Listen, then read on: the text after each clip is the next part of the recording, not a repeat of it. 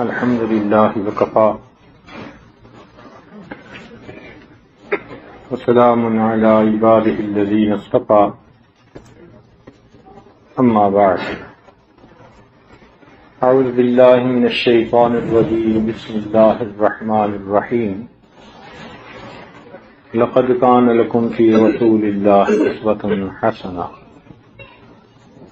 سبحان ربك رب العزة عما يصفون وسلام على المرسلين والحمد لله رب العالمين اللهم صل على سيدنا محمد وعلى آل سيدنا محمد وبارك وسلم اللهم صل على سيدنا محمد وعلى آل سيدنا محمد وبارك وسلم اللهم صل على سيدنا محمد وعلى آل سيدنا محمد وبارك وسلم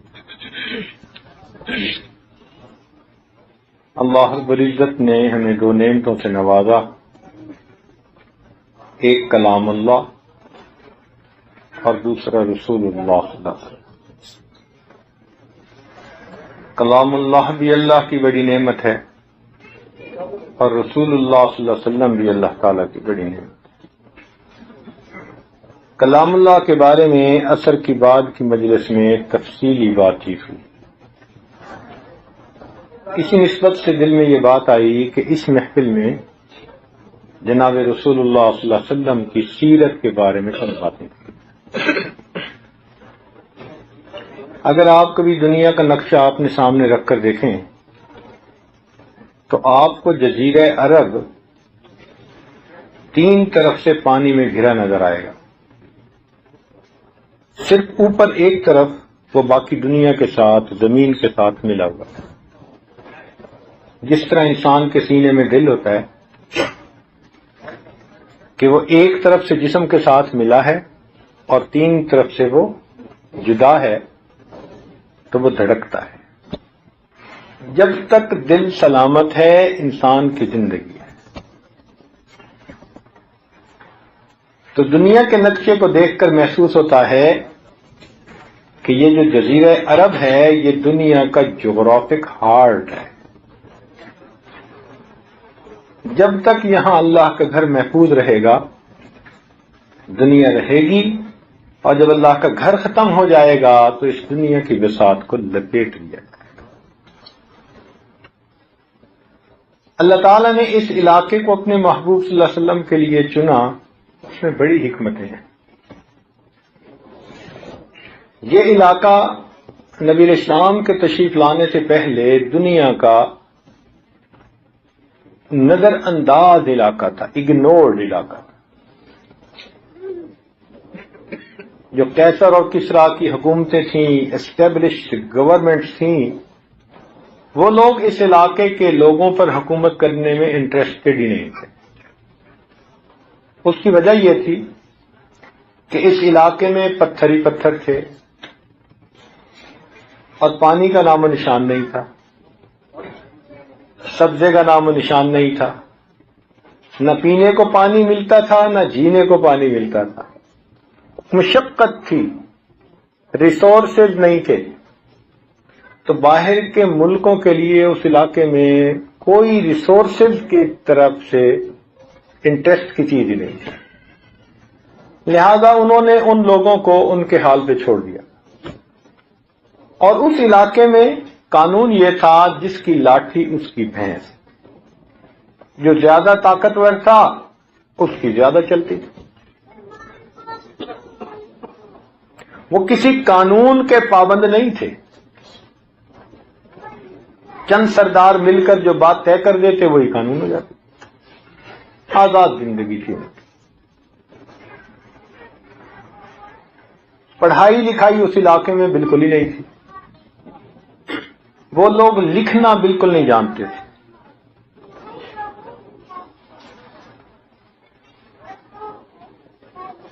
ہاں وہ ہر چیز کو زبانی یاد رکھتے تھے، چنانچہ لکھنے کو وہ آر سمجھتے تھے، ہزاروں اشعار ان کو زبانی یاد ہوتے تھے۔ ان کو اپنے خاندانی نسب نامے جو چین اوپر چلتی ہے وہ 20 اوپر بندوں تک زبانی یاد ہوتی تھی،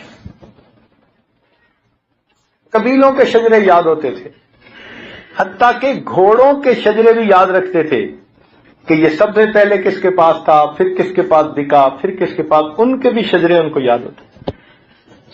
قوت حافظہ بہت تھی ان لوگوں میں، اور یہ دستور ہے اور انسانی فطرت ہے کہ جس صلاحیت کو زیادہ استعمال کیا جائے انسان کی وہ صلاحیت اور زیادہ امپروو ہوتی ہے، کیونکہ وہ لکھتے تو تھے نہیں، ہر چیز زبانی یاد رکھتے تھے، تو ان کی یادداشت بہت تھی۔ چنانچہ میلے لگتے تھے تو اس میں ہزاروں اشعار وہ زبانی سناتے تھے، باتیں زبانی یاد سناتے تھے۔ یہ ان کی زندگی تھی۔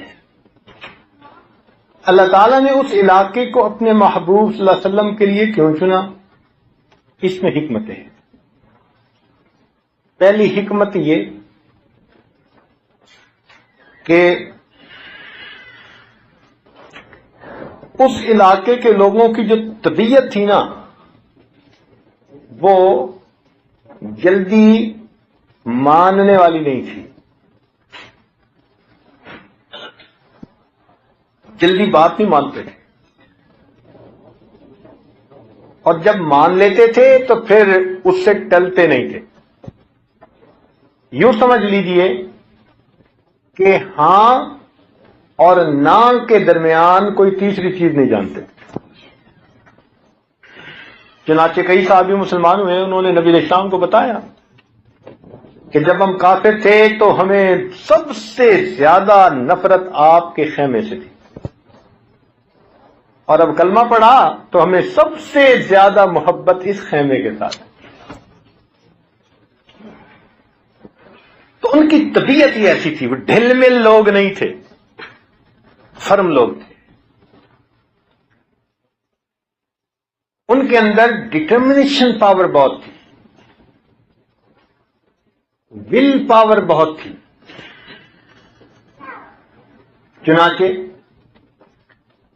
ان لوگوں میں اللہ تعالیٰ نے اپنے محبوب کو بھیجا کہ جب یہ لوگ جو ٹف لوگ ہیں، رف لوگ ہیں، یہ اس کی دعوت کو قبول کر لیں گے تو پھر یہ اس دعوت کو پوری دنیا میں پھیلانے کا سبب ہے۔ ایک وجہ تو یہ تھی، دوسری وجہ وہاں کے سرکمسٹانسز تھے، گرمی بہت تھی، پانی تھا نہیں، کھانے کو چیز نہیں ملتی تھی، مجاہدہ بہت تھا، بھوک پیاس بہت تھی۔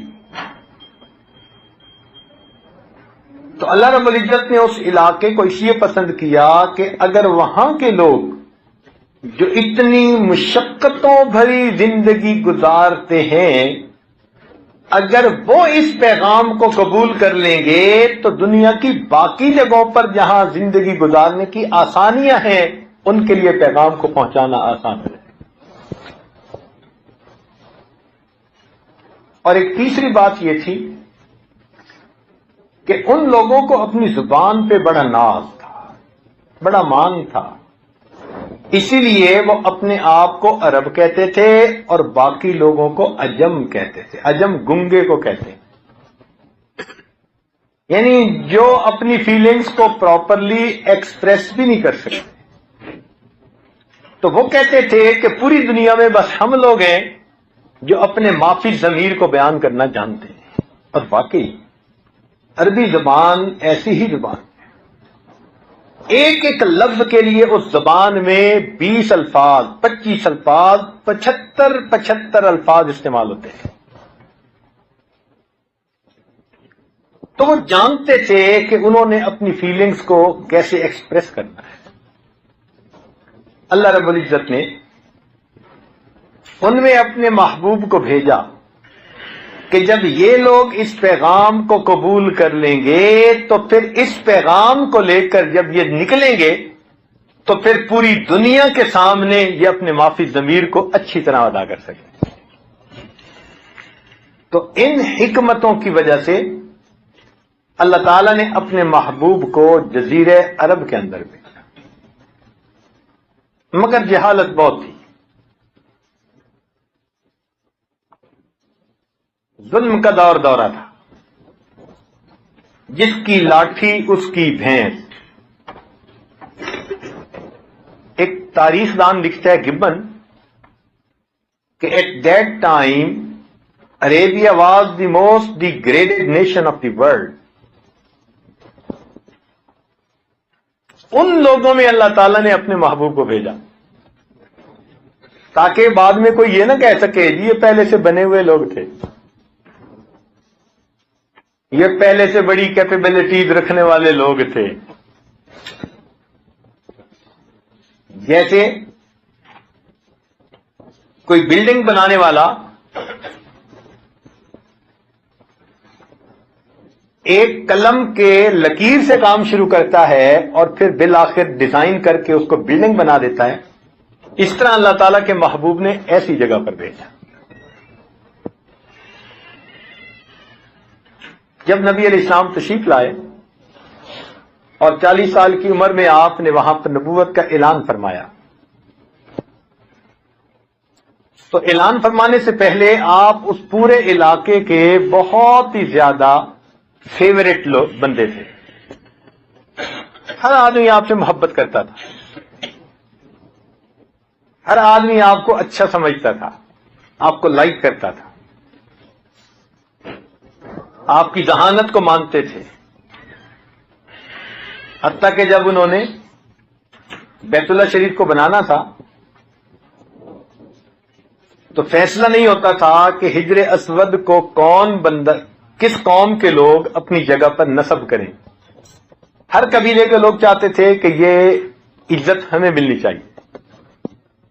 بالآخر نبی علیہ السلام کو فیصلہ کرنے کے لیے کہا گیا، اللہ تعالیٰ کے محبوب نے فیصلہ یہ کیا کہ چادر بچھائی اور تمام قبیلے کے بڑے سرداروں کو کہا کہ چادر کو پکڑ لیں اور اس کے اندر حجر اسود رکھ کے اس کو اٹھا کے قریب پہنچایا گیا۔ جب بالکل قریب آ گیا آپ نے اٹھا کے اس کو نصب فرما دیا۔ اتنے بڑے بڑے مسئلے بڑی آسانی کے ساتھ حل کر دیتے۔ جب آپ نے نبوت کا دعویٰ فرمایا تو وہ لوگ جو آپ کو اتنا پسند کرتے تھے وہ سب آپ کے دشمن ہو گئے۔ قوم کو جمع کرنے کے اور بھی طریقے ہو سکتے تھے، مثلا اگر ان قریش قوم کو کہتے کہ دیکھو ہمارا میں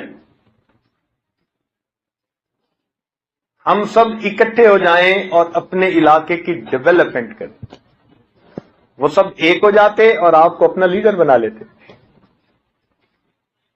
اگر آپ اکنامکس کا نعرہ لگا دیتے کہ لوگوں کھانے کو کچھ نہیں، پینے کو پانی نہیں، جینے کو پانی نہیں، اور ہم مل کے اس علاقے کو ڈیولپ کرتے ہیں، تجارت کے اصول بناتے ہیں، تو وہ لوگ یقیناً ایک آواز پر آپ کے جھنڈے کے نیچے جمع ہو جاتے۔ مگر یہ جو آسان طریقہ تھا ان کا لیڈر بننے کا، آپ نے اس کو نہیں اپنایا۔ یہ اس بات کی علامت ہے کہ آپ نے اپنی مرضی سے کچھ نہیں کیا، آپ نے جو کیا اللہ رب العزت کے حکم سے کیا۔ تو کون سا طریقہ اپنایا؟ وہ طریقہ جو سب سے زیادہ مشکل تھا، کہ لوگوں کو کہا کہ تم جن معبودوں کی پیروی کرتے ہو یہ سب کے سب تمہارے ہاتھوں کے بنے ہوئے ہیں، عبادت کے لیے فقط اللہ رب العزت کی ذات ہے جو خالق کائنات ہے۔ انہوں نے بیت اللہ شریف میں مٹی کے خدا، لوہے کے خدا، پتھر کے خدا، آٹے کے خدا، بڑے خدا، چھوٹے خدا، موٹے خدا، سب جھوٹے خدا، 365 جمع کر رکھے تھے۔ نبی علیہ الصلوۃ والسلام نے آ کر ایک ہی بات کہی، قولوا لا الہ الا اللہ تفلحون، کہہ دو کہ اللہ کے سوا کوئی معبود نہیں، فلاح پا جاؤ گے۔ اب یہ فکرہ ان کے لیے ایک بالکل اجنبی ان ایکسپیکٹڈ سینٹنس تھا. They never expected in their life کہ کوئی ایسی بات بھی کر سکتا ہے. چنانچہ وہ کہنے لگی کہ یہ آدمی ہمارے ماں باپ کا اتنا اس پر کام اور گزری ہوئی زندگی، اور ہم یکدم ہر چیز کو چھوڑ دیں. چنانچہ سارے مخالف ہو گئے.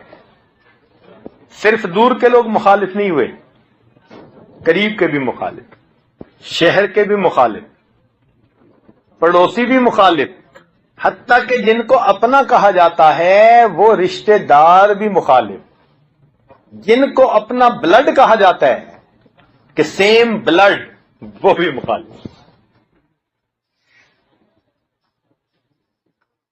سب مخالف ہو. اور پھر اس میں مزے کی بات دیکھیے کہ ایک طرف مخالفت کی انتہا ہے اور دوسری طرف آپ کے دنیا میں ولادت سے پہلے آپ کے والد گرامی فوت ہو گئے. عام طور پر والد بچے کے لیے سب سے بڑی سپورٹ ہوتا ہے. وہ بڑی سپورٹ پیدائش سے پہلے ہی دنیا سے چلی گئی. پھر اس کے بعد دوسری سپورٹ ماں ہوتی ہے. ابھی 6 سال کے تھے کہ ماں بھی دنیا سے چلی گئی. جس کا باپ بھی نہ ہو، ماں بھی نہ ہو، اس کو دنیا یتیم کہتی ہے. کس کو پتا تھا کہ اس یتیم نے بالآخر در یتیم بننا ہے. پھر دادا نے ان کی کفالت شروع کی. 8 سال کی عمر میں دادا کی بھی وفات ہو گئی. سہارے ٹوٹتے گئے. کس لیے؟ اللہ رب العزت نے سہاروں کو توڑا اس لیے کہ وہ دنیا میں ایک پیغام لے کر آئے تھے، لوگوں اللہ کے سوا تمہارا کوئی سہارا نہیں. تو جب تعلیم یہ دینی تھی اور خود سہاروں کے ذریعے پل کے بڑے ہوتے تو دنیا تانا دیتی کہ سہاروں کے زور پہ دنیا میں بڑے ہونے والے آج سہاروں کا انکار کیسے کرتے. اللہ تعالیٰ نے بچپن سے ہی سہاروں کو توڑ دی. ہم سہاروں سے دور رہتے ہیں، دل بہلتا ہے بے سہاروں سے. چنانچہ اپنا کوئی بھی نہیں تھا، حتیٰ کہ آپ کے چچا ابو طالب جو آپ کے گارڈین تھے، ان کو بھی مقامی لوگوں نے پریشرائز کیا، پیئر پریشر. ان کا بھی ایک موقع پہ ییلڈ پوائنٹ آنے والا تھا. انہوں نے بھی بلا کر کہا کہ بیٹے بھتیجے، یہ قریش مکہ موجود ہیں، یہ کہتے ہیں کہ اگر یہ سردار بننا چاہتے ہیں تو آج سے ہم اس کو اپنا سردار مان لیتے ہیں. مال و دولت چاہتے ہیں تو ہم مکہ کے لوگ مل کے فنڈ ریزنگ کرتے ہیں اور جو ٹارگٹ دیتا ہے ہم اتنی اماؤنٹ اس کو دے دیتے ہیں. اگر کسی لڑکی سے شادی کرنا چاہتا ہے تو پورے مکہ کی کسی خوبصورت ترین لڑکی کی نشاندہی کر دے، ہم اس کو اس کے قدموں میں دے دیتے ہیں. جو کہے ہم نیگوشیشن کے لیے تیار ہیں، مگر یہ ہمارے معبودوں کو برا نہ کہے. تو اس پر چچا نے کہا کہ میرے بھتیجے، مجھ پہ اتنا بوجھ نہ ڈالو جو میں اٹھا نہ سکوں. تو آپ سمجھ گئے کہ چچا کے لیے بھی اب مشکل وقت آ گیا ہے. اللہ تعالیٰ کے محبوب کی قوت ارادی دیکھیے، ڈٹرمنیشن پاور دیکھیے کہ اس موقع پر آپ نے فرمایا کہ چچا اگر یہ لوگ میرے ایک ہاتھ پر چاند اور دوسرے کے اوپر سورج بھی رکھ دیں، یعنی اتنا بوجھ بھی مجھ پر ڈال دیں، جو پیغام لے کے آیا ہوں اس کو آگے پھیلانے سے میں پیچھے نہیں ہٹوں گا.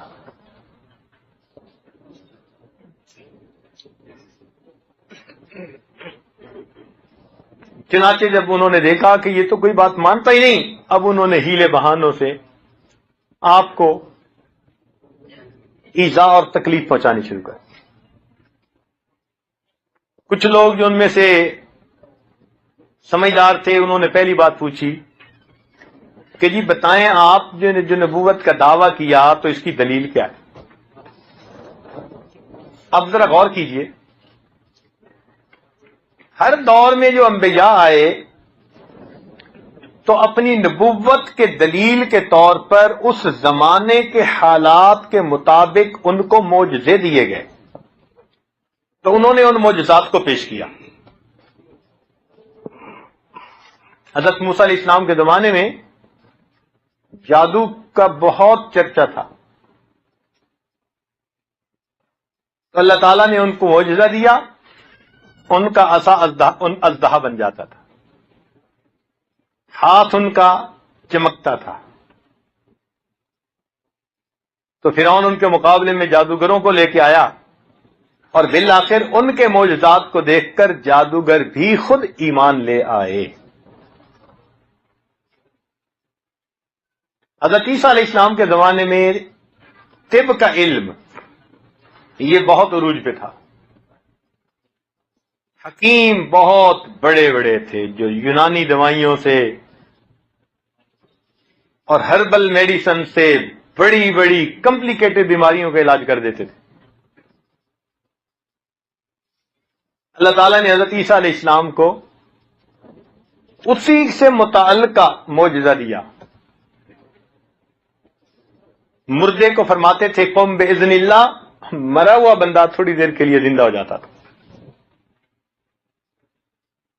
اندھے پہ پڑھتے تھے، اندھا بینا ہو جاتا تھا۔ برس کے مریض کو پڑھتے تھے، ہاتھ پھیر دیتے تھے، وہ مرض ٹھیک ہو جاتی تھی۔ تو ان کو جو معجزات دیے، وَأُبْرِئُ الْأَكْمَحَ وَالْأَبْرَصَ وَأُحْيِي الْمَوْتَى بِإِذْنِ اللَّهِ، تو وہ معجزے بھی اس علاقے میں جو اس علاقے کا علم چل رہا تھا، نالج تھا اس زمانے کا، اس کے بالکل مطابق۔ تو سب انبیاء کے معجزات اس زمانے کے حالات کے مطابق تھے۔ لیکن جب نبی علیہ الصلوۃ والسلام سے انہوں نے نبوت کی دلیل پوچھی تو نبی علیہ الصلوۃ والسلام نے ان کو نبوت کے دلیل کے طور پر اتنی بات کہی، لقد لبثت فیکم عمرا من قبلہ افلا تعقلون، عقل کے اندھو، میں نے تمہارے درمیان زندگی کے 40 سال گزارے ہیں، کیا میری زندگی میری نبوت کی دلیل نہیں؟ اب اس پر ذرا غور کیجئے، اپنے آپ کو تنقید کے لیے پیش کر دینا، اپنی لائف کو لوگوں کے سامنے پروف کے طور پر پیش کرنا، یہ دنیا کا سب سے مشکل کام ہے۔ ہم میں سے کوئی ہے جو اپنے آپ کو پریزنٹ کرے؟ نہیں کر سکتے۔ ہم میں سے ماں نے کوئی بچہ نہیں جنا جو کھڑے ہو کے کہہ دے کہ جی میں اپنی لائف کو پیش کرتا ہوں۔ او ایک خامیاں، سینکڑوں خامیاں، قدم قدم پہ ہماری خامیاں کھلتی چلی جائیں گی، کمزوریاں کھلتی چلی جائیں گی۔ تو ہم اپنی لائف کو نہیں پیش کر سکتے، کوئی بندہ بھی نہیں پیش کر سکتا، مگر اللہ تعالیٰ کے محبوب کی سچائی کی سب سے بڑی دلیل دیکھیے کہ آپ نے ان کے درمیان اپنی زندگی جو گزری ہوئی تھی اس کو دلیل کے طور پر پیش کیا، اور وہ زندگی بھی جوانی کی زندگی۔ 40 سال سے پہلے تو ویسے ہی لوگ کہتے ہیں کہ جی میچورٹی کی عمر نہیں ہوتی، 40 سال کے بعد میچورٹی آتی ہے۔ اکثر لوگ کہتے ہیں نا کہ جی آدمی کو جب زندگی کی قدر و قیمت کا پتہ چلتا ہے تو یہ آدھی سے زیادہ گزر چکی ہوتی ہے، مگر اللہ رب العزت کے محبوب نے زندگی کے اس حصے کو اپنی نبوت کے دلیل کے طور پر پیش کیا۔ اب اگر اس زندگی میں کہیں خامی نظر آتی، کمزوری نظر آتی، تو جو لوگ ہر قیمت پر ان کو نیچا دکھانے پہ تلے ہوئے تھے وہ اعتراض کرنے سے باز تو نہ آتے، وہ پیچھے تو نہ ہٹتے۔ جو مرنے مارنے پہ تل گئے تھے ان کے لیے تو سب سے آسان کام تھا، کہ اس چیلنج کو قبول کر لیتے، مگر ان میں سے کوئی بھی نبی علیہ الصلوۃ والسلام کے کردار کے اوپر کوئی ایک بات نہیں کر سکا۔ وہ پھولوں سے زیادہ معصوم زندگی، اتنی کھلی دھلی نکھری ہوئی زندگی کہ ہزاروں دشمن جو تھے وہ اس زندگی کے اوپر ایک ڈاٹ، ایک دھبا چھوٹا سا بھی وہ نہ لگا سکے۔ اور دوسری بات جو آپ نے دلیل کے طور پر پیش کی وہ یہ تھی کہ تم لوگوں کو زبان دانی پہ بڑا ناز ہے۔ مجھ پر اللہ تعالیٰ کا جو کلام اترا، فاتو بسورۃ من مثلی، تم بھی اس طرح کی کوئی صورت بنا دو، تمہارے اندر بڑے شعراء ہیں، تم ان کے اشعار کو بیت اللہ شریف میں لگاتے ہو، ایسا ایسا کلام ہے، تو بھئی سب مل کے اس جیسی صورت ہی بنا دو۔ اس چیلنج کو قبول کرنا اگر آسان ہوتا تو ہزاروں دماغ تھے، وہ اس چیلنج کو قبول کیوں نہ کر لیتے؟ معلوم ہوا کہ قرآن بھی اور اللہ تعالی کے محبوب نبی علیہ السلام بھی، یہ دونوں ایسی چیزیں تھیں، دلیلیں تھیں کہ جن کا توڑ ان کے پاس کوئی کو گھٹنے ٹیکنے پڑے، کچھ نہ کر سکے، نہ اس چیلنج کو قبول کر پائے نہ اس چیلنج کو قبول کر پائے۔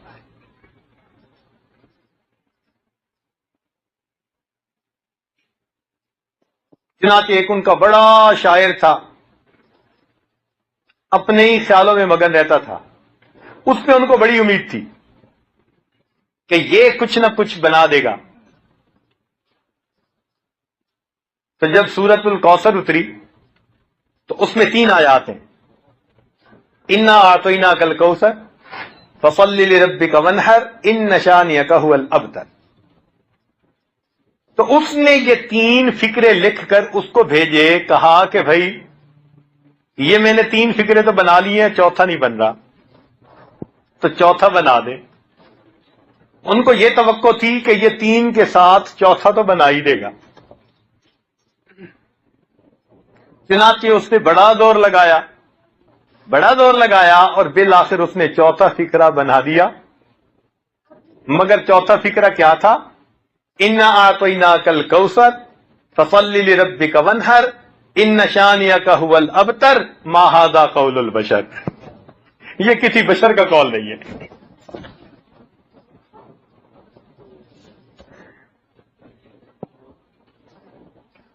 معلوم ہوا کہ ان کے عقلوں نے گھٹنے ٹیک دیے قرآن مجید کے علم کے سامنے، ان کے دماغوں نے تسلیم کر لیا نبی علیہ الصلوۃ والسلام کے کردار کی عظمت کو۔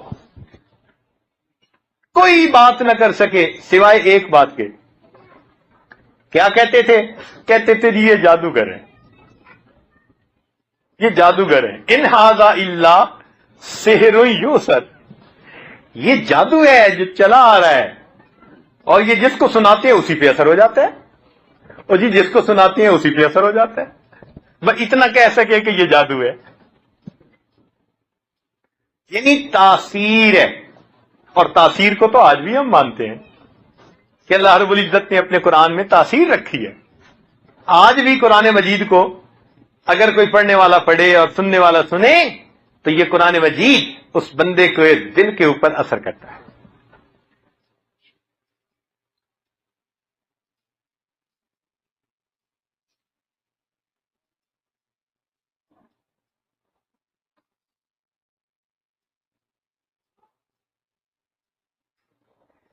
اللہ اکبر کبیرہ۔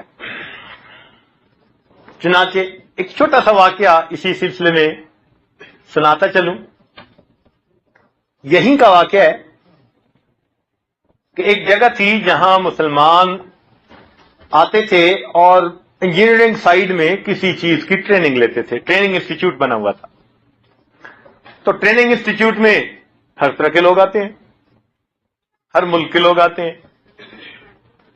تو ایک صاحب انہوں نے اپنا واقعہ سنایا کہنے لگے وہاں پر ایک مقامی بندہ بھی تھا، وہ میرا دوست بن گیا. تو وہاں پر کچھ مسلمان نوجوانوں نے مل کے نا ایک کمرے کو پرے روم کے طور پہ بنا لیا تھا. وہ 5 نمازیں پڑھتے تھے وہاں ہاسٹل میں. کہنے لگے ایک دن میں وضو کر کے بھاگا کہ میں عصر کی نماز پڑھوں. تو جب کمرے سے باہر نکلا تو وہ میرا جو دوست تھا مقامی یہیں کا پیدائشی مواطن، وہ کھڑا ہوا تھا. مجھے دیکھ کے کہنے لگا مسٹر احمد، مسٹر احمد. میں کھڑا ہو گیا تو وہ آیا اور اس نے آ کے میرا بازو پکڑ لیا. کہتے please come to my room, I want to sing a song for you. کمرے میں آؤ، میں تمہیں گانا سنانا چاہتا ہوں. میں نے کہا کہ مائیکل میں تو گانا نہیں سنتا. اس نے کہا but you have to listen me. تو میں نے جان چھڑانے کے لیے کہا کہ میں گانے سننے سے نفرت کرتا ہوں. تو اس نے آگے سے کہا کہ you listen a song 5 times a day from that minaret. تم اس میں نعرے تھے دن میں 5 دفعہ گانا نہیں سنتے. اوہو، میرے دل میں خیال آیا یہ اذان کو گانا سمجھ رہا ہے. تو میں تھوڑا ڈھیلا پڑ گیا. میں نے کہا چلو بھائی ابھی 5-10 منٹ ہیں، میں سن لیتا ہوں اس کی بات. تو کہنے لگے کہ وہ مجھے اپنے کمرے میں لے گیا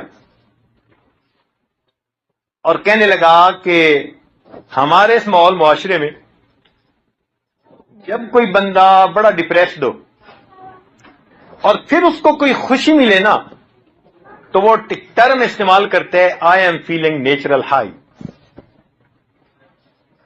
تو جب وہ کہے گا نا I am feeling natural high, اس کا مطلب ہے کہ بڑی اس کو تسکین ملی، بڑا سکون ملا. تو کہنے لگا کہ بات یہ ہے کہ یہاں بیٹھ جاؤ. اس نے مجھے بٹھا دیا. میز کے اوپر اس نے ہاتھوں سے نا میوزک بجانی شروع کر دی اور اس نے ساتھ ساتھ پڑھنا شروع کر دیا الحمد للہ رب العالمین. اس انداز سے اس نے پوری سورہ فاتحہ پڑھ دی.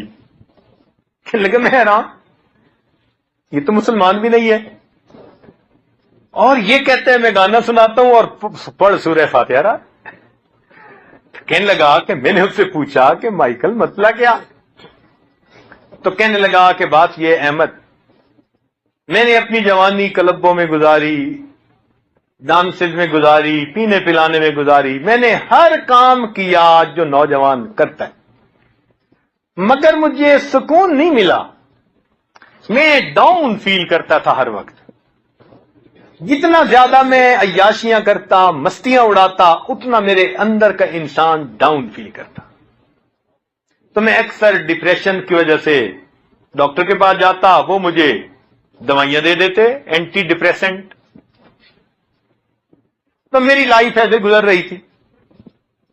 میرا ایک دوست تھا عرب ملکوں میں سے، تو میں نے اس کو ایک دن اپنی کیفیت بتائی تو اس نے مجھے کہا کہ میں تمہیں ایک چیز بتاتا ہوں، تم اسے یاد کر لو اور جب بہت تم پریشان ہو نا تو رات کی تنہائی میں بیٹھ کر اس کو تم پڑھ لیا کرو تو تمہارے دل کو نا سکون مل جائے گا. اس نے مجھے کاغذ پہ یہ لکھ کے دی. تو کہنے لگا اس نے تو مجھے لکھ کے دی، میں نے ایک ایک لفظ کر کے اس کو یاد کرنے کی کوشش کی. تو جب میں نے پڑھا تو مجھے پتا چلا کہ اس میں تو ریدم بھی موجود ہے. تو ریدم کے ساتھ میوزک میں نے خود اس کی شامل کر لی. اب کیا ہوتا ہے کہ جب کبھی میں بہت ڈپریسڈ ہوتا ہوں تو لیٹ ایٹ نائٹ جب میں اکیلا ہوتا ہوں تو اس وقت میں اپنے کمرے میں بیٹھ کر میں یہ پڑھ لیتا ہوں and then I feel natural high. جو بندہ قرآن کو جانتا نہیں، مانتا نہیں، وہ بھی اگر اس کو پڑھ لیتا ہے تو قرآن کی تاثیر ایسی کہ اس کے دل پہ بھی. میرے دوستو، دریاؤں کے راستے کبھی کسی نے بنائے کہ دریا ادھر سے یوں گزرے اور ادھر سے گزرے؟ نہیں. دریا اپنے راستے خود بنا لیتے ہیں. یہ قرآن مجید اللہ تعالی کی رحمت کا وہ دریا ہے جو سینوں میں اپنے راستے خود بنا لیا گیا. تو ایک بات کی عرب کے قریش نے کہ جی اس کلام میں تاثیر بہت ہے. اور نبی علیہ السلام کے بارے میں فرمایا کہ جی یہ جادوگر ہیں، مجنون ہیں، اور کوئی بات نہ کر سکے. تو اس سے معلوم ہوا کہ وہ اتنی صاف زندگی تھی کہ ہزاروں انسان بھی اس کے اوپر کوئی ایک حرف نہ پیش کر سکے. تو اگر بندے نے کسی کو اپنی زندگی کا آئیڈیل بنانا ہو تو پھر وہ ایسی شخصیت کو کیوں نہ بنائے کہ جس کی زندگی اتنی پاکیزہ زندگی، دل سے آواز آتی ہے کہ ایسے بندے کو ہم، ایسی شخصیت کو ہم اپنی زندگی کا ماڈل بنائیں، زندگی کا آئیڈیل بنائیں کہ جس کی زندگی اتنی پاکیزہ اور اتنی صاف اور ستھری رہے گی. 1 پوائنٹ. دوسرا پوائنٹ، فرانسیسی مورخ ہیٹی نام ہے اس کا، وہ لکھتا ہے کہ جتنے بھی انبیاء آئے اس زمانے میں تاریخ کا علم اتنا ڈیولپ نہیں تھا. صرف نبی علیہ الصلوۃ والسلام، حضرت محمد صلی اللہ علیہ وسلم ایسے اللہ کے محبوب ہیں کہ he was born in the full light of history. He was born in the full light of history. چنانچہ اس وقت سے لے کر آج تک ایک ایک چیز ہسٹری کے اندر باقاعدہ محفوظ ہے، کتابوں میں محفوظ ہے. کوئی چیز ایسی نہیں جو چھپی ہوئی ہو. آپ عیسائیوں کے پاس چلے جائیں اور ان سے کہیں کہ حضرت عیسیٰ علیہ السلام کی زندگی کے بارے میں ہم انفارمیشن دیں، تو ان کی پرسنل لائف کے بارے میں ان کے پاس پوری انفارمیشن آپ کو نہیں ملے گی. حضرت موسیٰ علیہ السلام کی پرسنل لائف کے بارے میں آپ انفارمیشن ڈھونڈنا چاہیں تو چند واقعات کے سوا کچھ نہیں ملے گا. لیکن نبی علیہ الصلوۃ والسلام تاریخ انسانیت میں وہ کامل شخصیتیں کہ جن کی زندگی کی ایک ایک چیز آج بھی کتابوں کے اندر محفوظ ہے.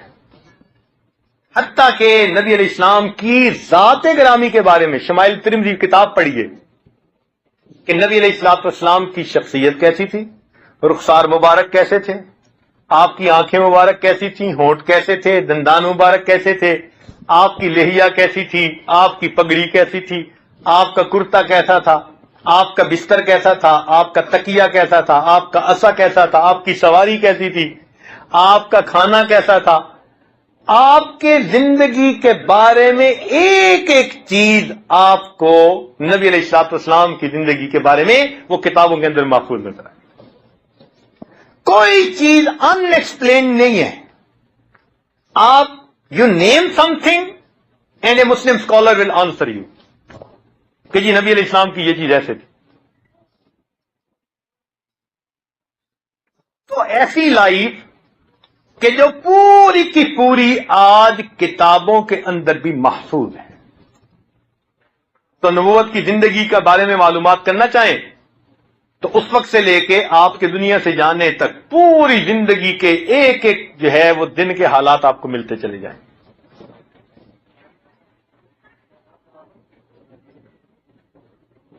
پھر آپ کی تعلیمات ساری کی ساری پریزروڈ ہیں. 5 لاکھ حدیثیں ہیں جن میں نبی علیہ السلام کی تعلیمات کو پریزرو کیا. 5 لاکھ حدیثیں. اور یہی نہیں کہ صرف حدیثیں محفوظ ہیں. لطف اور مزے کی بات ذرا سنیے کہ وہ حدیث جس صحابی نے بیان کی، اس صحابی سے آگے جس نے سنی، آگے جس نے سنی، آگے جس نے سنی، اور اس سے آگے جس محدث نے اس کو اپنی کتاب میں لکھا، اس سے لے کر نبی علیہ السلام تک جتنے لوگ درمیان میں تھے ان کے بھی نام محفوظ ہیں. اس کو سند کہتے ہیں. تو متن بھی محفوظ، سند بھی محفوظ. ایسے نہیں ہے کہ بھائی پھڑے مارتے ہیں نا لوگ بیٹھ کے، یہ ایسے تھا، یہ ایسے تھا. ایسی باتیں نہیں ہیں، پکی باتیں. بلکہ امت مسلمہ نے ایک نیا علم ایجاد کیا،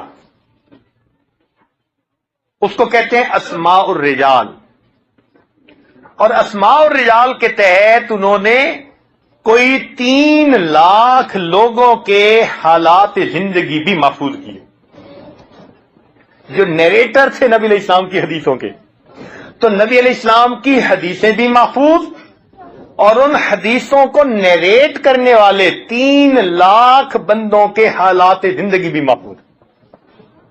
آج ہم اگر ڈھونڈنا چاہیں ایک ایک بندے کے بارے میں تو ہمیں اس کی تصدیق ملتی ہے، اتنی اتھینٹک چیز ہے۔ یہ جسٹ ایسے ہسٹری کی طرح نہیں ہے کہ ہسٹورین نے لکھ دیا کہ جی ایسے تھا اور اس کا پروف کوئی نہیں ہے، نہ نہ نہ، نبی علیہ السلام کی تعلیمات احادیث کی شکل میں محفوظ ہوئیں، اور احادیث میں آپ کی تعلیمات بھی محفوظ اور ان تعلیمات کو نیریٹ کرنے والے لوگوں کے حالات زندگی بھی محفوظ، اور ان لوگوں کو پھر تولنے کے اصول و ضوابط بھی بنائے گئے کہ ہر بندہ نبی علیہ السلام کی حدیث کو نہیں نیریٹ کر سکتا۔ اس کو کہتے ہیں جرح و تعدیل کے قوانین، علماء کی لینگویج میں کہتے ہیں جرح و تعدیل کے قوانین۔ ہر بندہ جو حدیث کو نقل کرتا تھا اس کو پہلے اپنے آپ کو پروو کرنا پڑتا تھا کہ میں اس قابل ہوں، اس کی زندگی کے بارے میں پہلے پوچھا جاتا تھا، پتہ کیا جاتا تھا، اس کے تقوی پر، اس کے علم پر، اس کی دیانت پر، اس کے فلاں چیز پر۔ جب تمام شہادتیں مل جاتی تھیں تب محدثین اس کو کتاب میں محفوظ کیا کرتے۔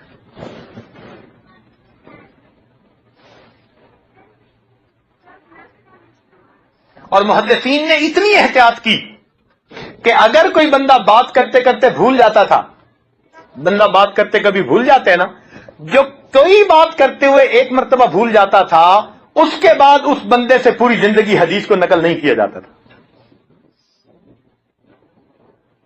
امام ترمذی رحمۃ اللہ علیہ کا واقعہ ہے، حج کے لیے تشریف لے گئے اور ان دنوں میں نابینا ہو گئے تھے، یعنی موتیا آ گیا تھا آنکھوں پر۔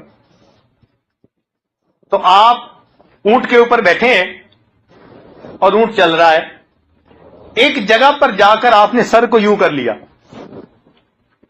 تو ساتھ والے نے پوچھا کہ حضرت آپ نے ایسے کیوں کیا؟ فرمایا یہاں ایک درخت تھا تو اس کی شاخوں سے بچنے کے لیے میں نے اپنے آپ کو جھکا دیا، کیونکہ یہاں تو کوئی درخت نہیں۔ جب انہوں نے سنا یہاں کوئی درخت نہیں تو کہنے لگے سواری روکو، سواری روک لی، کہنے لگے جاؤ اور کبھی قریبی بستی کے لوگوں سے پوچھو، میری یادداشت بتاتی ہے یہاں درخت تھا، اس لیے میں اپنے سر کو بچانے کے لیے جھکا تھا، میری آنکھیں نہیں کام کرتی۔ اگر میری یادداشت ٹھیک ہے تو میں آج کے بعد حدیث نقل کروں گا، ورنہ آج یہ چھوڑ دوں گا۔ چنانچہ قریب کی بستی کے لوگوں کو بلایا گیا، انہوں نے کہا جی درخت تھا، اس کی وجہ سے مسافروں کو تکلیف ہوتی تھی، ہم نے اس سال اس کی جڑوں سے اس کو کھود کے نکال دیا، لہذا آپ نے جو کیا ٹھیک کیا۔ امام ترمذی رحمت اللہ علیہ نے اس کے بعد حدیث کی روایت کو آگے جاری رکھا۔ تو نبی علیہ الصلوۃ والسلام کی تعلیمات فقط ایسے ہی نہیں کہ تاریخ کی طرح محفوظ کر دی گئی، نہیں، تاریخ میں اور حدیث میں بڑا فرق ہے۔ تاریخ کی کتاب کی کیا سند ہوتی ہے، کیا گارنٹی ہوتی ہے؟ وہ لکھنے والے کی اپنی بات ہے، اس نے کوئی بات سنی، کوئی بات دیکھی، کوئی اس کو پہنچی، ہو سکتا ہے اس نے سنی سنائی بات لکھ دی ہو، تو اتھینٹسٹی نہیں ہے۔ نبی علیہ السلام کی جو تعلیمات محفوظ ہیں حدیث مبارکہ کی شکل میں، وہ اتھینٹیکیٹڈ انفارمیشن ہے، نالج ہے، جو آج بھی ہمارے پاس کتابی شکل میں محفوظ ہے۔ تو 6 لاکھ حدیثیں اس طرح سے اپنے نیریٹر کے حالات زندگی ان کے ساتھ آج بھی دنیا میں موجود ہیں۔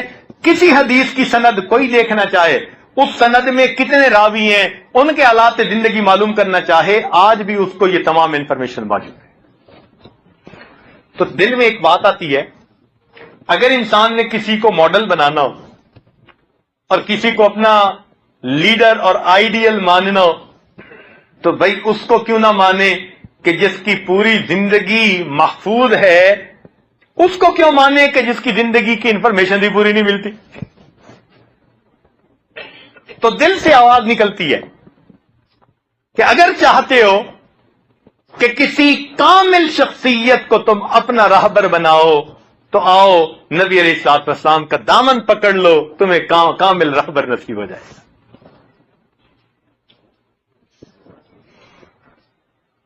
ایک تیسرا پوائنٹ، دنیا کا ہر انسان اپنی زندگی کا کچھ حصہ دوسروں سے چھپا کے رکھتا ہے، اس کو کہتے ہیں پرائیویٹ لائف۔ کیا پیر صاحب، کیا امام صاحب، کیا خطیب صاحب، سب اپنی نجی زندگی جو گھر کی زندگی ہے اس کے بارے میں کبھی کسی سے ڈسکس نہیں کریں گے، کہیں گے بھئی یہ میری پرائیویٹ لائف، بلکہ گھر میں اپنی بیوی کو کہیں گے کہ دیکھ جو بات ہو نا ہم یہاں بیٹھ کے آپس میں ڈسکس کر لیں گے، باہر بات نہ کرنا۔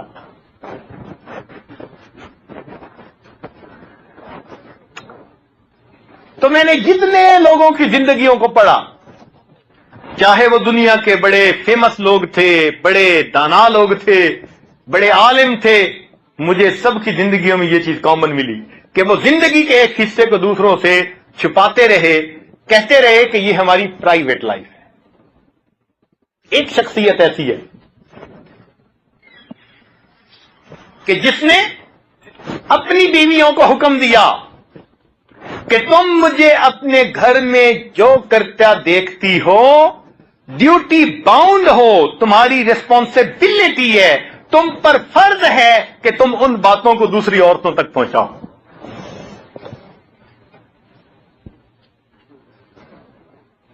تو دل سے آواز آتی ہے کہ اگر کسی کو انسان نے اپنا ماڈل بنانا ہو، راہبر بنانا ہو، تو پھر ایسی شخصیت کو راہبر کیوں نہ بنائے کہ جس کی زندگی اتنی کھلی دھلی ہوئی زندگی۔ چنانچہ نبی علیہ السلام کی زندگی کی ہر بات کو ان کی بیویوں نے آگے نقل کیا، نیریٹ کیا۔ بیویوں کے ساتھ کیسے رہتے تھے اس کو بھی نیریٹ کیا گیا، گھر میں کیسے ہوتے تھے، بستر پہ کیسے ہوتے تھے اس کو بھی نیریٹ کیا گیا۔ ایسی دھلی ہوئی زندگی، واضح زندگی، اللہ اکبر۔ تو جب کبھی میں اس بارے میں سوچتا ہوں تو میرے دل سے آواز آتی ہے کہ واقعی اگر مجھے کسی کو اپنا رہبر بنانا ہے تو اللہ کے محبوب کو میں اپنا رہبر بنانا۔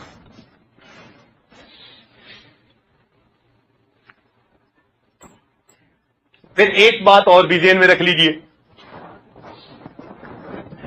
کہ دنیا میں بہت سارے لوگ آئے اور انہوں نے بڑے پلان بنائے، ہم یہ کریں گے، ہم یہ کریں گے، ہم یہ کریں گے،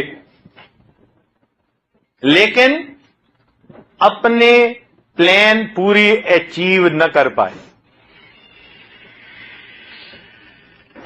کسی نے کتابیں لکھنی تھیں تو دل تھا کہ اس ٹاپک پہ بھی لکھوں گا، اس پہ بھی لکھوں گا، لیکن ابھی پوری نہیں لکھی تھی کہ اس سے پہلے موت آ گئی۔ کوئی بندہ بادشاہ بنا، اس کے دل میں تھا کہ میں پوری دنیا کو فتح کروں گا، مگر اس سے پہلے موت آ گئی۔ کوئی حکیم تھا، اس نے سوچا تھا کہ میں ایسی لائف سیونگ ڈرگز بناؤں گا، مگر اس سے پہلے موت آ گئی۔ بڑے بڑے سائنسدانوں کے بارے میں آپ کتابوں میں پڑھیں گے، یا تو انہوں نے خود کہا کہ ہم یہ کرنا چاہتے تھے، وسائل نہیں تھے، ہم نہیں کر سکے، وقت نے ہمارا ساتھ نہیں دیا، یا جب وہ فوت ہو گئے تو ان کے بعد جو زمانے کے لوگ تھے انہوں نے کہا کہ یہ تو بڑا کام کرنا چاہتے تھے مگر موت آ گئی تو کام نہیں کر سکے، زندگی نے وفا نہ کی۔ یہ ہمارے حاکم ملک میں بڑی اصلاح کرنا چاہتے تھے مگر زندگی نے وفا نہ کی۔ تو یہ اکثر آپ لفظ سنیں گے کہ جی یہ بہت کچھ کرنا چاہتے تھے، زندگی نے وفا نہ کی، سورسز ان کے پاس اتنے نہیں تھے۔ یعنی دوسرے الفاظ میں میں کہہ سکتا ہوں کہ وہ یہ کہنا چاہتے تھے کہ میری زندگی نامکمل زندگی تھی، جو میں کرنا چاہتا تھا میں نہ کر سکا، وقت کی کمی کی وجہ سے یا ریسورسز کے نہ ہونے کی وجہ سے میں اپنے پورے زندگی کی جو تمنائیں تھیں ان کو پورا نہیں کر سکا، تو ہر زندگی کو پڑھ لیجئے ادھوری زندگی نظر آئے گی۔ پوری تاریخ انسانیت میں ایک مثال ایسی ہے، اور وہ جناب رسول اللہ صلی اللہ علیہ وسلم کی، کہ آپ نے حجۃ الوداع کے موقع پر 1 لاکھ نہیں 1.25 لاکھ آدمیوں کی موجودگی میں نبی اسلام اعلان فرماتے ہیں، لوگوں میں جس مقصد کے لیے دنیا میں آیا تھا میں وہ مقصد پورا کر چکا، کیا تم اس کی گواہی دیتے ہو؟ سب لوگوں نے ایک آواز سے کہا کہ ہم گواہی دیتے ہیں۔ آپ نے اللہ کا قرآن، اللہ کا پیغام ہم تک پہنچانے کا حق ادا کر دیا۔ جب 1 لاکھ بندوں نے شہادت دی، نبی علیہ السلام نے انگلی اٹھا کر کہا، میرے مالک تو ان لوگوں کے اوپر گواہ رہنا کہ میں نے اپنی زندگی کا مقصد پورا کر دیا۔ مجھے تاریخ انسانیت میں کامل زندگی فقط ایک نظر آتی ہے۔ تو جب میں اس نقطۂ نظر سے سوچتا ہوں تو میرا دل کہتا ہے کہ بھئی جب کسی کو ماڈل بنانا ہے، کسی کو اپنا راہبر بنانا ہے، تو پھر اس کو کیوں نہ بنائیں جس کی زندگی مکمل ہے؟ ادھوری زندگی والوں کو ماڈل کیا بنانا؟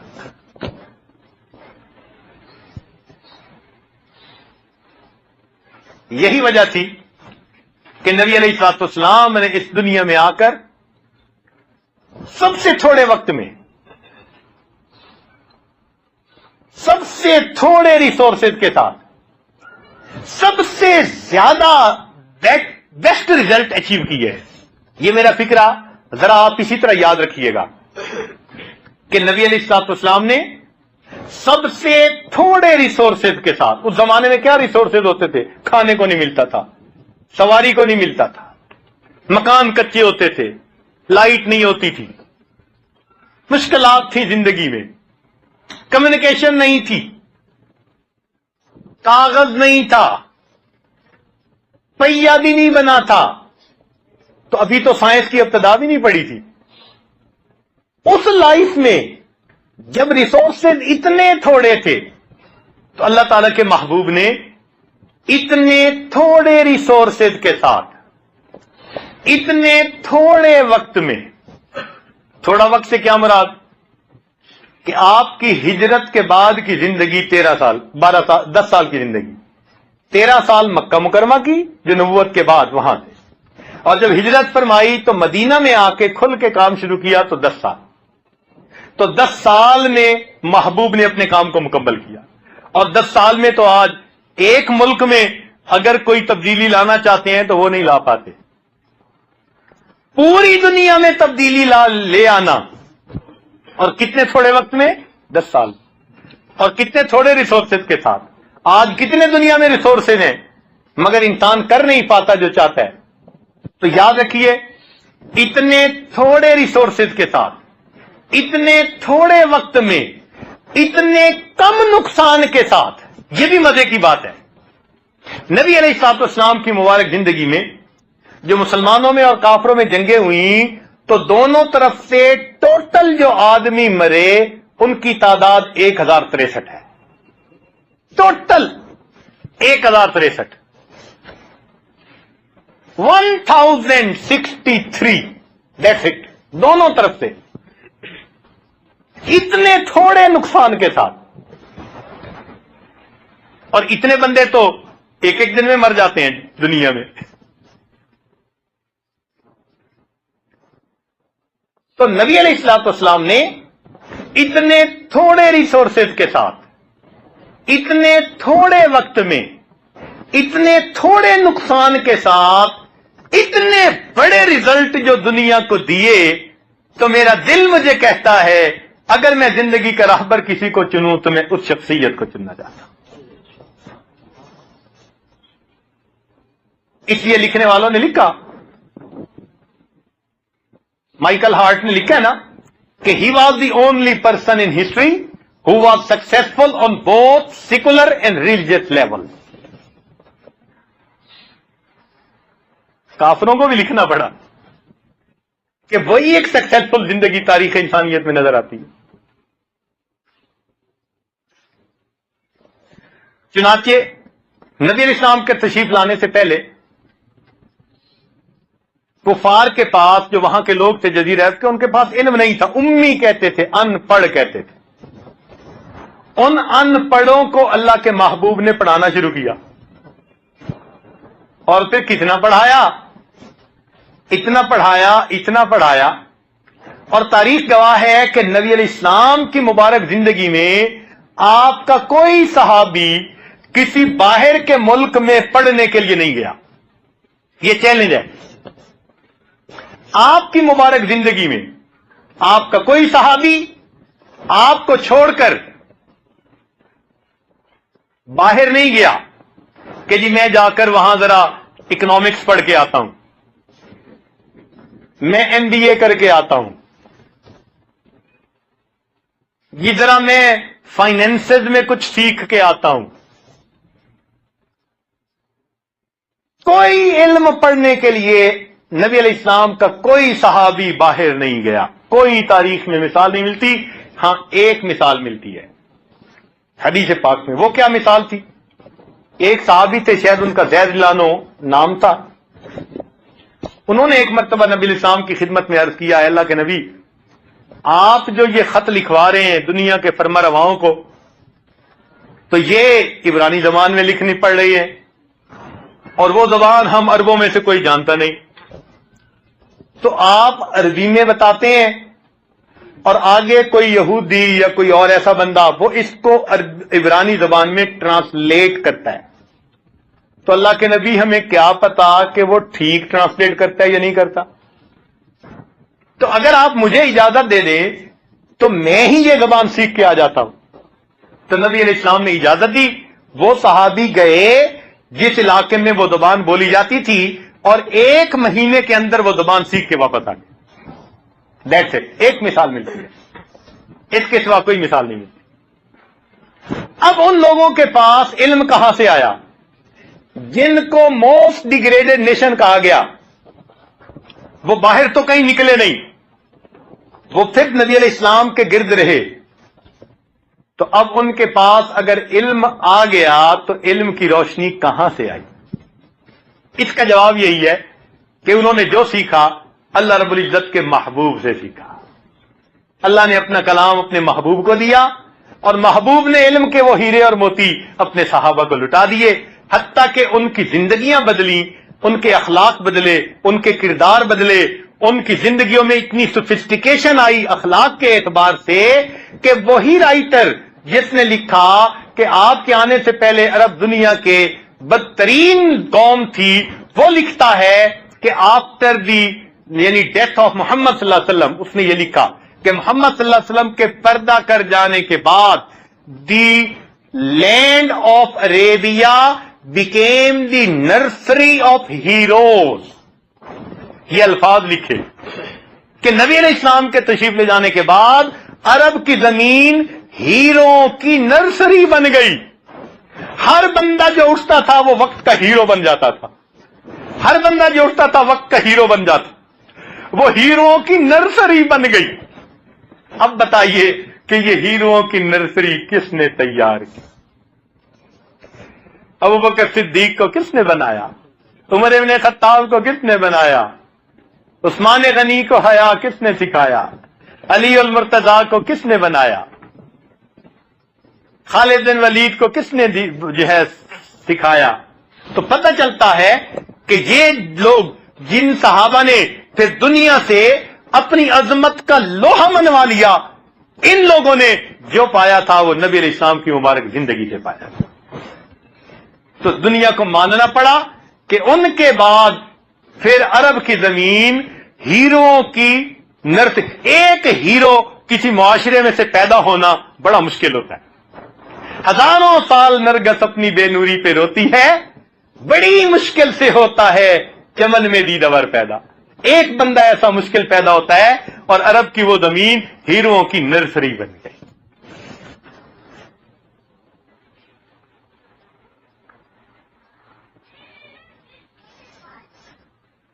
میں اکیلا ہی چلا تھا جانب منزل، مگر لوگ ساتھ آتے گئے اور کارواں بنتا گیا۔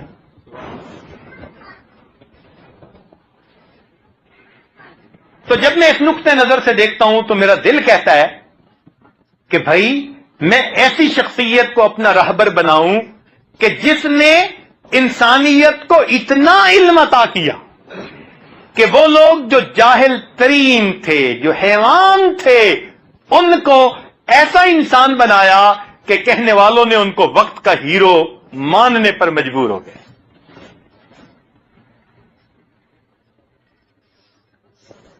ایک پوائنٹ اور ذہن میں رکھیے،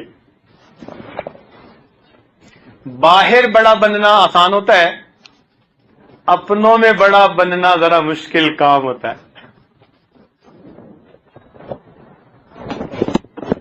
ہم اپنی زبان میں پنجابی میں کہتے ہیں کہ گھر دا پیر ہولا ہوندا ہے، اردو میں کہتے ہیں گھر کی مرغی دال برابر، اور انگلش میں کہتے ہیں کہ no one is hero to his valet. اپنوں میں کوئی ہیرو نہیں ہوتا، اس لیے کہ اپنے تو سب جانتے ہیں نا کیا ہے۔ تو اپنوں میں معظم بننا یہ بڑا مشکل کام ہوتا ہے۔ اس لیے اگر کسی بندے کے بارے میں پوچھنا ہو نا، اس کی بیوی سے پوچھو، وہ آپ کو اس کی ایگزیکٹ پکچر بتا دے گی۔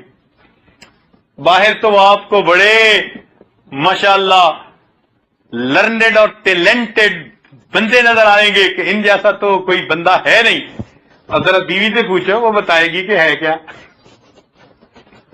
ذرا ان کے بچپن کے دوستوں سے پوچھو کہ اس کا بچپن لڑکپن کیسے گزرا، وہ بتا دیں گے کہ جناب صاحب کا بچپن کیسے تھا، لڑکپن کیسے تھا۔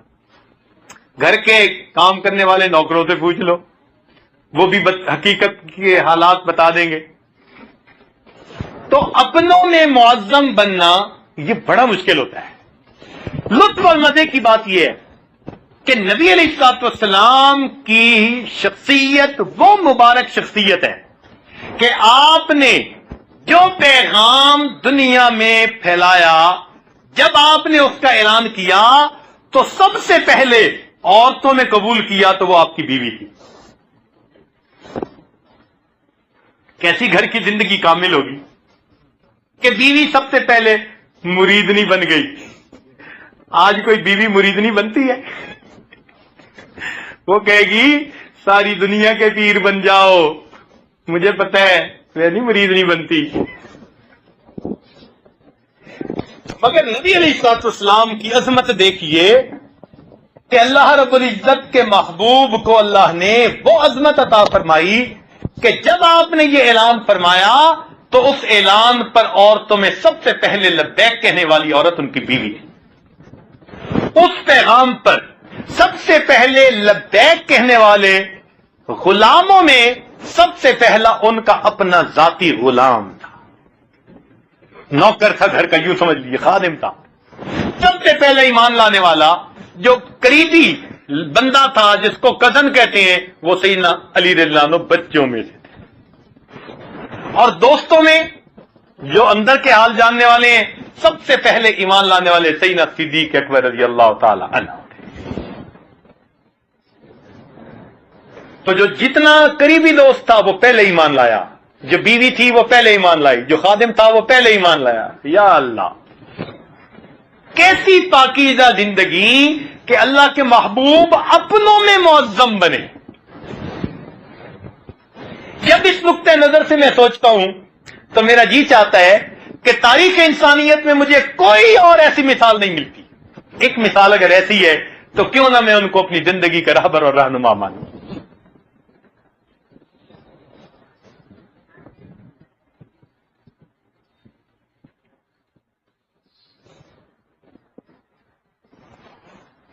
نبی علیہ الصلوۃ والسلام نے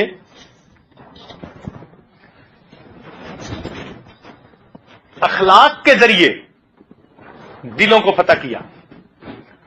چنانچہ سیدہ صدیقہ رضی اللہ عنہا فرماتی تھی فتحت المدینہ بالاخلاق، اللہ تعالیٰ نے مدینہ کو اخلاق کے ذریعے فتح فرما لیا۔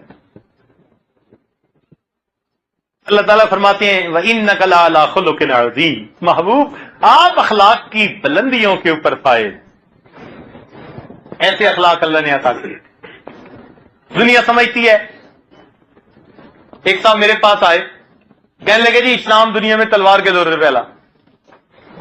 میں نے ان کو بٹھا لیا, میں نے کہا آپ نے تو بات بڑی اچھی کی, اب یہ بتاؤ کہ وہ تلوار خود چلتی ہے یا پیچھے چلانے والا کوئی ہاتھ ہوتا ہے؟ کہنے لگا جی ہاں تلوار کو چلانے والا پیچھے ہاتھ ہوتا ہے.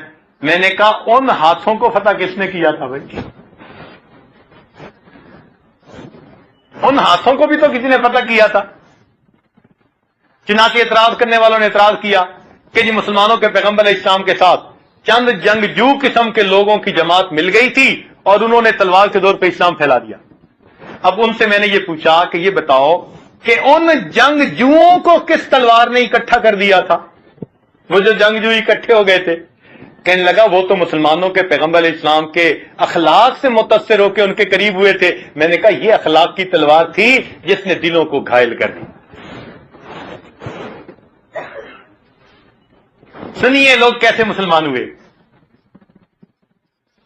نبی علیہ الصلوۃ والسلام مکہ مکرمہ میں ایک بوڑھی عورت سر کے اوپر گٹھڑی لے کے جا رہی ہے. اللہ کے نبی اس بوڑھی عورت کو دیکھتے ہیں, احترام انسانیت میں, ریسپیکٹ آف ہیومینٹی, قریب ہو کے کہتے ہیں اماں میں آپ کا سامان آپ کو پہنچا دیتا ہوں. اس نے کہا بہت اچھا. آپ نے گٹھڑی سر پہ رکھ لی. انجان عورت ہے, وہ آپ کو نہیں جانتی, آپ اس کو نہیں جانتے. میرے آقا کے اخلاق دیکھیے, سبحان اللہ.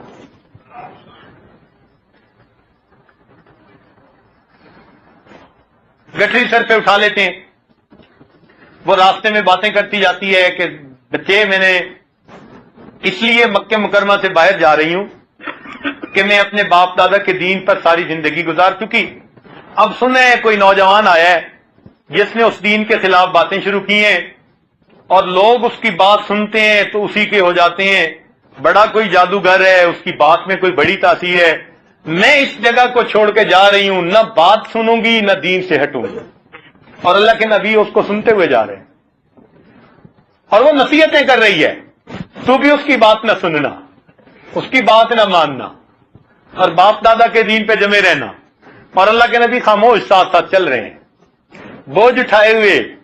وہ بڑھیا تو سمجھ رہی تھی کہ اس نے میرا بوجھ اٹھایا ہوا ہے, اس کو کیا پتا وہ پوری انسانیت کا بوجھ اپنے کندھوں پہ لے کے آئے تھے دنیا. جب اس کو اس کی منزل پہ پہنچا دیا تو بڑھیا کہتی ہے نوجوان تو کتنا اچھا ہے, میں کبھی کبھی اگر مکہ مکرمہ آئی تو میں چاہوں گی کہ تیرے ساتھ میری ملاقات ہو. تو تیرا نام کیا ہے؟ تو جب اس نے نام پوچھا تو نبی علیہ السلام نے فرمایا کہ اماں جس نوجوان کے بارے میں سارے راستے تم گفتگو کرتی آئی میں وہی محمد. وہ بڑھیا سنتی ہے, آنکھوں میں آنسو آ جاتی ہے, کہتی ہے اگر تم وہ نوجوان ہو تو پھر میں بھی کلمہ پڑھتی ہوں اور میں بھی مسلمان. کلمہ پڑھتی ہے مسلمان ہو جاتی. نبی علیہ السلام جب تشریف لے جاتے تھے حرم میں تو راستے میں ایک عورت تھی, اس کا نام تھا ام جمیل. اس نے اپنے گھر کا کوڑا کرکٹ وہ اکٹھا کر کے رکھا ہوتا تھا. جب آپ گزرتے وہ چھت کے اوپر سے نیچے پھینکتی تھی جان بوجھ کے. تو وہ مٹی کبھی سر پہ پڑتی کبھی کپڑوں پہ پڑتی. اللہ تعالیٰ کے محبوب کو پتا تھا کہ اس گھر میں عورتیں ہیں, مرد کوئی نہیں ہے. آپ ہمیشہ خاموشی اختیار کرتے وہاں سے گزر جاتے. وہ عورت کرتی رہتی, آپ چلتے رہتے. ایک مرتبہ بہت دن ہو گئے کہ اس عورت نے کوڑا کرکٹ نہیں پھینکا. تو نبی علیہ السلام نے ان کے پڑوسیوں سے پوچھا کہ بھائی یہ عورت کچھ عرصہ سے کوڑا کرکٹ نہیں پھینک رہی. انہوں نے بتایا جی یہ بیمار ہے, گھر میں ہے, بستر پہ لیٹی ہوئی ہے, اٹھ نہیں سکتی, کام نہیں کر سکتی. اب اللہ تعالیٰ کے محبوب جب حرم سے واپس لوٹے تو آپ نے ان کا دروازہ کھٹکھٹایا. وہ عورت اور اس کے ساتھ اس کی جوان بیٹی تھی. اس نے بیٹی کو بھیجا کہ دیکھو من دق الباب, کس نے دروازہ کھٹکھٹایا. بیٹی نے آ کے سوراخ میں سے دیکھا تو وہ گئی, کہنے لگی امی جس شخص پہ تم اب تک مٹی پھینکتی رہی لگتا ہے آج وہ بدلہ لینے کے لیے دروازے پہ آ گیا. تو بیٹی بھی ڈر گئی, ماں بھی ڈر گئی کہ دونوں عورتیں تھیں. اب ان کو اپنی جان کے لالے پڑ گئے. تو جب جان کے لالے پڑ گئے تو اس وقت ماں نے کہا کہ بیٹی جاؤ پوچھو تو صحیح کہتے کیا ہیں. تو بیٹی گئی اور جا کے اس نے دروازہ کھول کے پوچھا کہ آپ ہمارے دروازے پہ کیوں آئے؟ تو نبی علیہ السلام نے فرمایا کہ مجھے پتہ چلا کہ آپ کی والدہ بیمار ہیں، گھر میں مرد کوئی نہیں، میں اس لیے آیا ہوں کہ اگر ان کو کوئی دوا کی ضرورت ہو یا کسی چیز کی ضرورت ہو تو میں وہ چیز ان کو لا کے دے سکتا، ان کی تیمارداری کے لیے. جب اس نے جا کے ماں کو کہا تو ماں کی آنکھوں میں آنسو آ گئے، کہنے لگی مکہ کا پورا شہر لوگوں سے بھرا ہوا ہے، مردوں سے بھرا ہوا ہے، کسی نے آج تک ہماری خبر نہ لی، اور جس کو ہم اپنا دشمن سمجھ کے سر پہ اس کے خاک ڈالتی تھی وہی آج ہمارے دروازے پہ ہماری خبر لینے کے لیے آیا، تو پھر ہم اس کے پیغام کو کیوں نہ قبول کر لیں. چنانچہ وہ کلمہ پڑھتی ہے اور عورت مسلمان ہو جاتی ہے. ایک واقعہ اور سن لیجئے، ذرا دل کے گانوں سے سنیے گا. جب فتح مکہ ہوا تو اس وقت بڑے بڑے جو مخالف تھے وہ بھی بالآخر کلمہ پڑھ کے غلاموں میں شامل ہو گئے. مگر ہوا کیا کہ رات جب آئی تو اس دن مکہ مکرمہ کی عورتوں کا گیس یہ تھا کہ آج مسلمان اتنے سالوں کے بعد واپس آئے، یہ پھر ہم سے اپنی جو تکلیفیں تھیں نا ان کا بدلہ گن گن کے چکائیں گے. تو جن عورتوں نے اپنے غلاموں کو سزائیں دی تھیں وہ سمجھتی تھیں کہ آج ہمارے غلام آ گئے ہیں تو وہ ہمیں آج نہیں چھوڑیں گے. عورتیں سمجھتی تھیں ہمیں ریپ کیا جائے گا، مرد سمجھتے تھے ہمیں قتل کر دیا جائے گا. ہم نے ان کے ساتھ وہ کیا جو نہیں کرنا چاہیے تھا. آج ان کے پاس پاور ہے تو پتہ نہیں آج ہمارے ساتھ کیا ہوتا ہے. تو مکہ مکرمہ کی عورتیں پوری رات ڈر اور خوف کی وجہ سے سو نہیں پائیں. جب رات گہری ہو گئی تو انہوں نے اپنے مردوں سے پوچھا کہ یہ مسلمان کسی گھر میں نہیں آئے، کسی گلی میں نہیں آئے، یہ کیا کوئی بیٹھے ہوئے سوچ رہے ہیں، ترکیبیں بنا رہے ہیں، کیا کر رہے ہیں، ذرا پتہ تو کرو. تو جب ان کے مرد باہر نکلے تو انہوں نے دیکھا مکہ مکرمہ میں تو مسلمان کوئی نظر ہی نہیں آتا. جب آگے گئے تو پتہ چلا کہ سب کے سب مسلمان اس وقت حرم کے اندر مسجد کے اندر ہیں. کوئی طواف کر رہا ہے، کوئی غلاف کعبہ کو پکڑ کے دعائیں کر رہا ہے، کوئی مقام ابراہیم پہ سجدے کر رہا ہے. سب اپنے رب کی عبادت کے اندر لگے ہوئے تھے. ان کو تو توقع ہی نہیں تھی کہ یہ ایسے لوگ ہوں گے.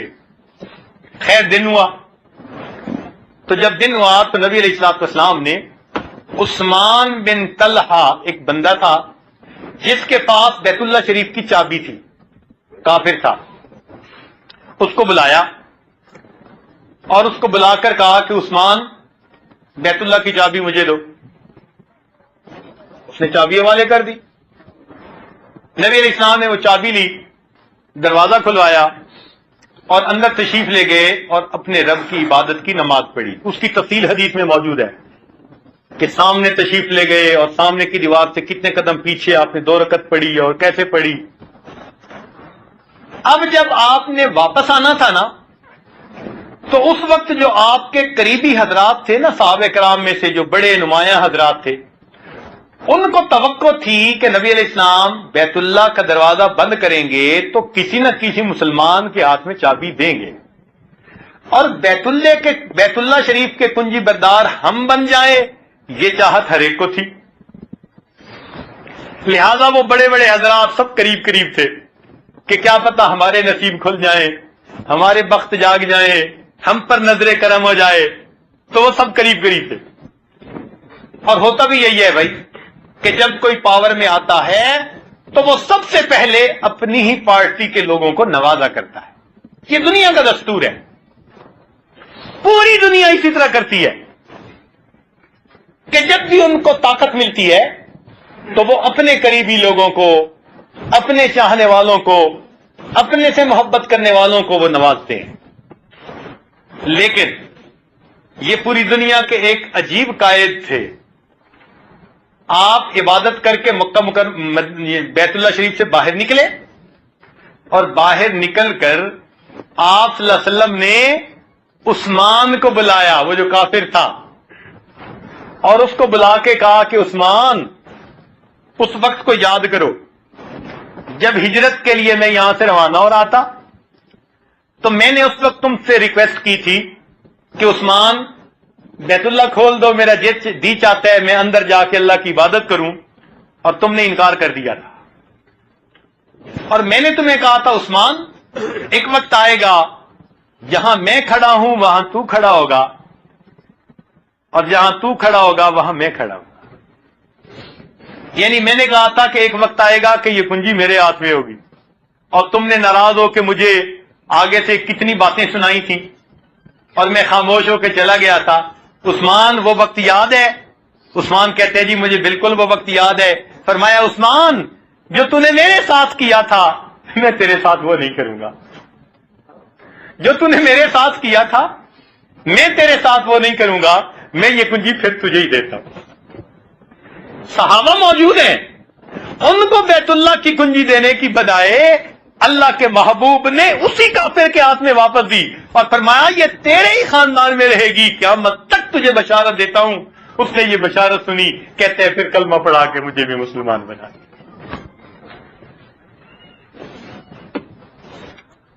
اللہ کے محبوب کے حسن اخلاق نے لوگوں کے دلوں کو فتح کر لیا۔